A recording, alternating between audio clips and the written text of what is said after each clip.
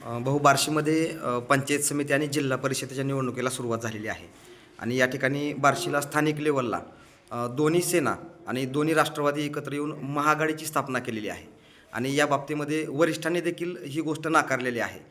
सकाळी अनेक व्हिडिओ त्यांचे प्रेस कॉन्फरन्सला व्हायरल झालेले आहेत. तर या बाबतीमध्ये आपण काय सांगाल?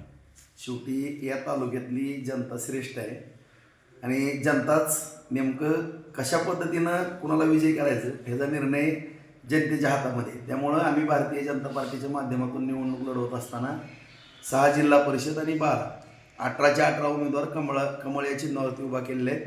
आदरणीय देवेंद्र फडणवीस साहेब यांच्या मार्गदर्शनाखाली, जयभाऊंच्या या ठिकाणी मार्गदर्शनाखाली. त्यामुळं या ठिकाणी कुठलीही काळजी आम्हाला वाटत नाही. निश्चितपणानं आमचा जसा बाजार समितीला निकाल लागला, निकाल जनतेच्या आशीर्वादानं आम्हाला मिळाला, त्याच धर्तीवरती जिल्हा परिषद आणि पंचायत समितीच्या 18 पैकी 18 जागा आमच्या निश्चितपणाने येतील.